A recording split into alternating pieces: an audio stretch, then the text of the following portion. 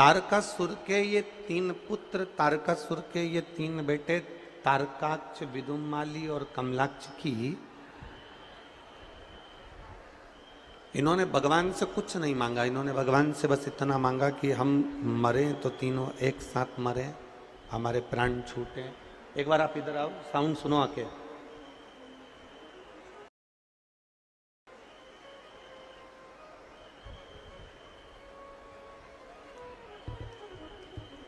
तारकासुर के 3 बेटे, तारकाक्ष, विदुमाली, कमलाक्ष की, इन तीनों को,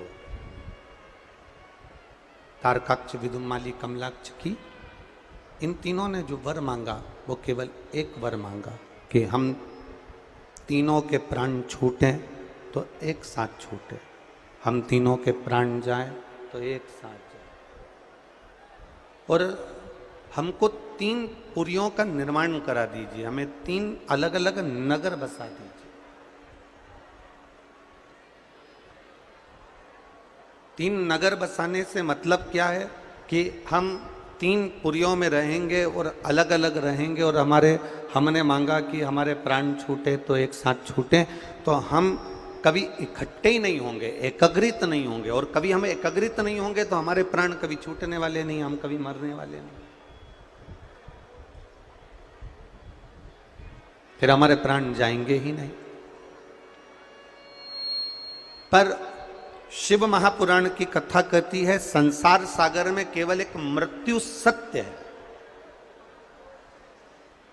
संसार सागर में जन्म लिए हो तो मृत्यु का भान होना चाहिए कि मृत्यु सत्य है और ये आएगी, ये निश्चित है। 7 ताले में भी बंद हो जाओगे तो मौत को कोई रोक नहीं पाया।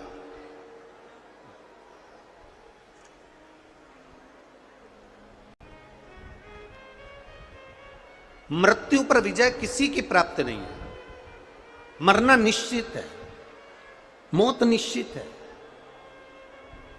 दुनिया में 2 चीजों का स्मरण रखें, आज तक ऐसा कोई औषधि देने वाला नहीं मिला जो मौत को रोक ले, किसी को मरने ना दे। आज तक कोई ऐसा औषधि देने वाला नहीं मिला। और दूसरा, आज तक दुनिया में ऐसा करोड़पति नहीं मिला, ऐसा धनपति नहीं मिला, ऐसा सत्तापति नहीं मिला, ऐसा वैभवपति नहीं मिला जो अपने पैसे के बल पर अपने निकले हुए समय को खरीद कर बता दे। ये दुनिया में नहीं हुआ ना, ये दुनिया में हो भी नहीं सकता, 2 नहीं हो सकते। एक आपकी मृत्यु को कोई नहीं रोक सकता और एक गए हुए समय को कोई वापिस नहीं ला सकता। गया हुआ समय वापिस नहीं आ सकता।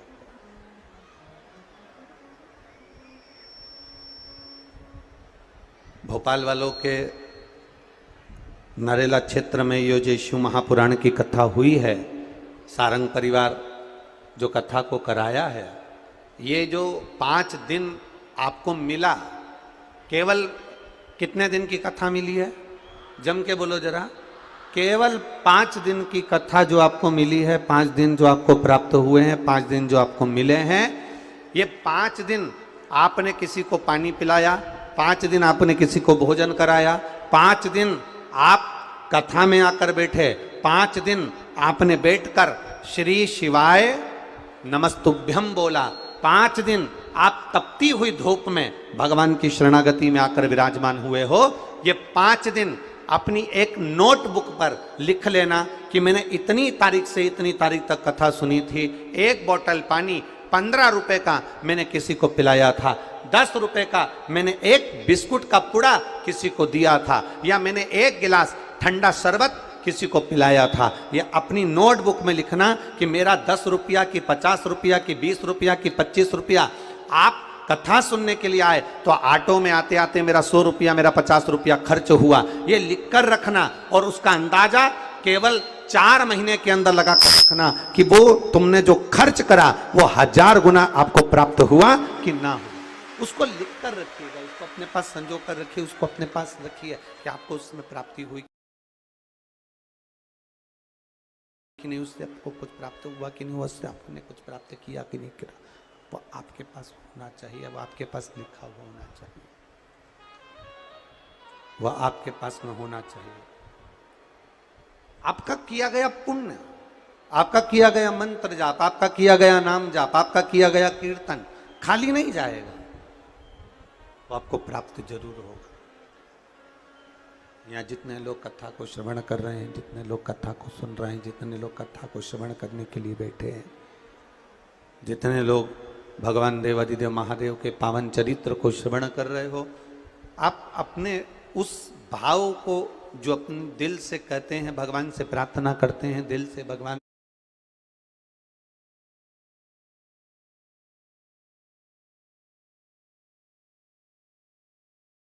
से निवेदन करते हैं, उसको अपने भाव को परमात्मा से जोड़ कर देखिए। महाराज, शरीर में चोट लगती है, हल्दी लगा लेते हैं,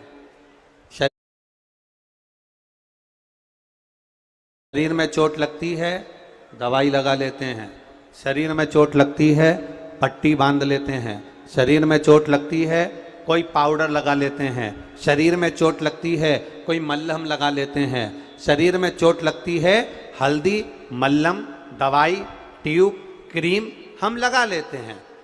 ये शरीर की चोट को मल्लम, पट्टी, ट्यूब, हल्दी ठीक कर सकता है, पर जब मन में चोट लगती है तो ना मल्लम काम करती है, ना ट्यूब काम करता है, ना हल्दी काम करती है।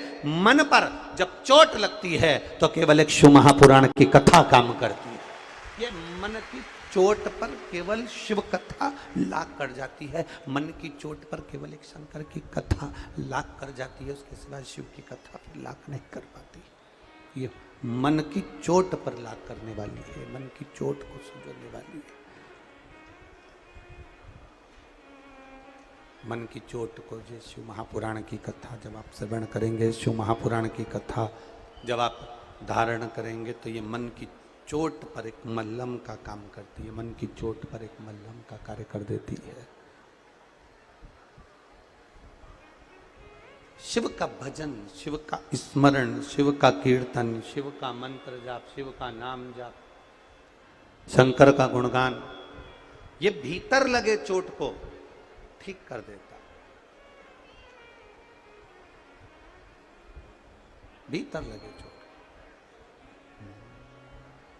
और भजन भोले बाबा का करते रहोगे तो संसार सागर से तरते रहोगे। भजन भोले बाबा का करते रहोगे तो संसार सागर से तरते रहोगे। आप अपने चित्त को, अपने मन को जितना भजन में लगाओगे, आप जितना मन को भगवान की शरणागति में लगाओगे, उतना सुख अपने भीतर पाते चले जाओगे।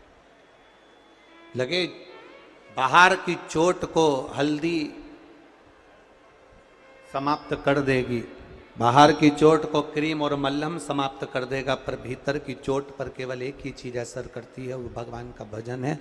भीतर की चोट पर केवल एक ही चीज असर करती है, वो भगवान का मंत्र जाप है। भीतर की चोट पर केवल एक चीज असर करती है, वो भगवान का गुणगान है, उसके सिवाय कुछ असर नहीं करता। केवल भगवान का भजन, उसके सिवा कुछ नहीं। तारकाक्ष, विदुमाली, कमलाक्ष की तीनों सामने खड़े हो गए, तीनों ने ब्रह्मा जी से वर मांगा, हमको ऐसा वर दे दीजिए, हमको ऐसा वर प्रदान कर दीजिए कि हम तीनों मरे तो एक साथ मरे। 3 पुरी का निर्माण कर दीजिए, हमको 3 पुरी बना दीजिए, 3 अलग अलग महल बनवा दिए, 3 अलग अलग नगर बसा दिए, वहां जाकर विराजमान हो गए, वहां जाकर रहे। अभी इतना उपद्रव इनने मचा दिया, इतना उपद्रव इनने मचा दिया, इतना उपद्रव मचा दिया कि देवता हैरान हो गए, देवता परेशान हो गए। जैसे तारकाक्ष, विदुम्माली और कमलाक्ष की ये तीनों उपद्रव मचाते हैं तो देवता परेशान हो जाते हैं। उसी तरह हमारे कई बार हमारे पाप कर्म, हमारे पाप, हमारी तकलीफें, हमारे पूर्व के किए गए कर्म इतना उपद्रव मचाते हैं कि हम हैरान हो जाते हैं, हम खुद परेशान हो जाते हैं। बेटों की नौकरी नहीं लग रही, घर का मकान नहीं हो रहा, बच्चों का विवाह नहीं हो रहा, कहीं गाड़ी लेने का प्लान करो तो थोड़े दिन तक प्लान होता है, फिर वही की वही हो जाता है, मकान का प्लान करो तो वही की वही हो जाता है। तो फिर ये आखिर हो क्यों नहीं रहा? कुछ ना कुछ नया सोचो, वही की वही धरे रह जाते। कारण क्या है? अर्थात जैसे तारकाक्ष, विदुम्माली और कमलाक्ष की उपद्रव मचाते हैं, बहुत हैरान कर देते हैं, उसी तरह हमारे पूर्व का पाप, हमारे पूर्व का किया गया पाप कर्म, हमारे पूर्व का किया गया पाप हमारे सामने प्रकट होता है और बार बार उछलता है तो हमको कष्ट प्रदान करता है। फिर करा क्या जाए? जब देवताओं ने देखा कि हमारे ये तीन तारकाक्ष, विदुम्माली और कमलाक्ष की उपद्रव मचा रहे हैं, तो फिर देवताओं ने शिव जी का गुणगान करा, शंकर जी को मनाने का प्रयास करा, शिव जी को मनाने का प्रयास करा, भगवान शंकर का गुणगान करने का प्रयास करा। फिर शंकर भगवान ने आकर तारकाक्ष, विदुम्माली और कमलाक्ष की, तारकासुर के 3 बेटों को संहार कर दिया। उसी तरह जैसे राक्षस जब उपद्रव मचाते थे तो भगवान शिव का स्मरण किया जाता था और शंकर जी जाकर उन राक्षसों का संहार करते थे। उसी तरह शिव महापुराण की कथा कर रही है, उसी तरह भगवान शंकर का संवाद कर रहा है, उसी तरह भगवान शिव का चरित्र कर रहा है कि जब हमारे दुख उपद्रव मचाएं, जब हमारी तकलीफें उपद्रव मचाएं, जब हमारे कष्ट उपद्रव मचाएं, तब हमें कहीं नहीं जाना, हमें किसी और नहीं जाना।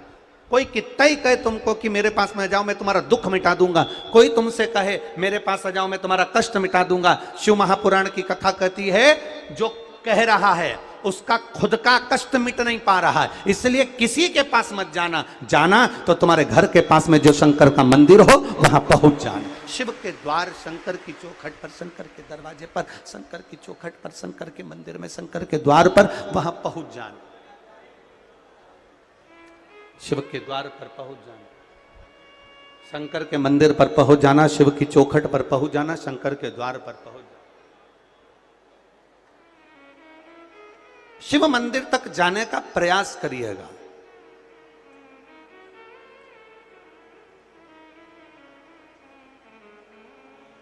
शिव कथा कर रही है,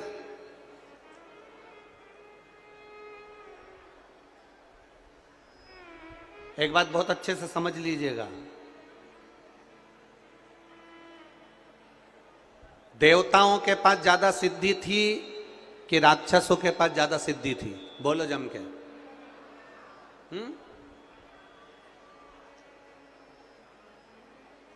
रावण के बंधन में पूरे ग्रह बंधे हुए थे। किसके बंधन में? बोलते जाओ, आज कथा का समापन दिवस है, बड़े प्रेम से बोलो। रावण के बंधन में पूरे ग्रह बंधे हैं, जितने ग्रह होते हैं वो रावण के यहां बंदी बनकर पड़े हुए, वो रावण के यहां बंदी बनकर पड़े हुए। सारा सोना, अंबारियां, सत्ता, वैभव सब कुछ रावण की है, सब कुछ रावण की। हिरण्यकशिपु, हिरण्याक्ष, रावण, कंस, ये जितने जितने असुरों को आप निकालोगे, जितने जितने राक्षसों को आप निकालोगे, जितने जितने दानवों को आप निकालोगे, जितने जितने असुरों को आप निकालोगे, इनको आप निकाल कर देखना, इनके चरित्र को निकाल कर देखना कि देवताओं से ज्यादा सिद्धि असुरों के पास है, देवताओं से ज्यादा सिद्धि राक्षसों के पास थी। मेरे राम जी के पास में भी बाण थे और रावण के पास भी बाण थे। देवताओं से ज्यादा सिद्धि रावण ने अपने पास में रख रखी थी, देवताओं से ज्यादा सिद्धि असुरों ने अपने पास में रख रखी थी। राक्षसों ने अपने पास में रख रखी थी।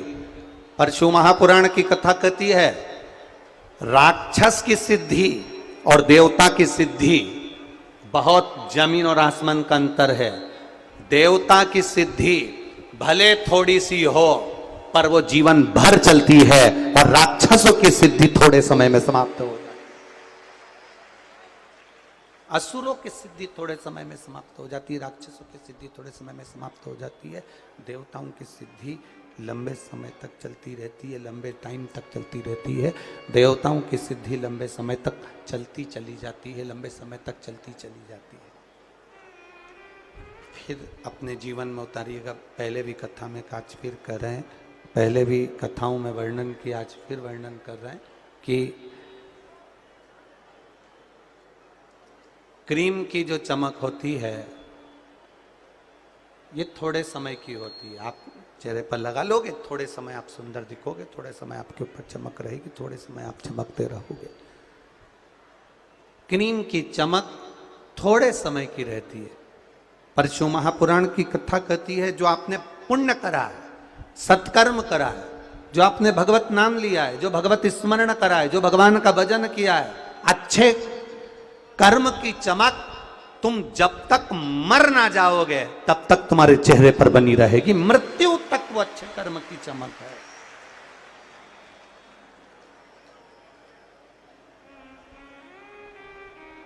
क्रीम की शोभा थोड़े दिन की होगी, क्रीम की शोभा थोड़े समय की होगी, पर अच्छे कर्म की चमक, भगवत भजन की, कीर्तन की, नाम जाप की, नाम स्मरण की, पूजन की, आराधना की, पाठ की, ये अच्छे कर्म की जो चमक होती है ये बहुत लंबे समय तक चलती है। आपने जो अच्छा कर्म करा है ये बहुत लंबे समय तक चलेगा।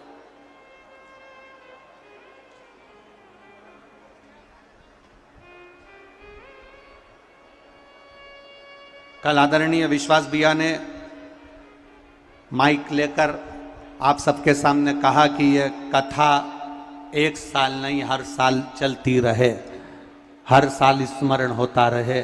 ये उनके मन का भाव, और ये केवल उनके लिए नहीं आप सबके लिए है। ये उनके मन का भाव जो उन्होंने प्रकट करा कि यह कथा निरंतर चले, हर वर्ष चले और चलती रहे, आनंद लोग लेते रहें, भगवत भजन में डूबे रहें, स्मरण में डूबे रहें, मंत्र जाप करते रहें, नाम जाप करते रहें, नाम स्मरण करते रहें। हम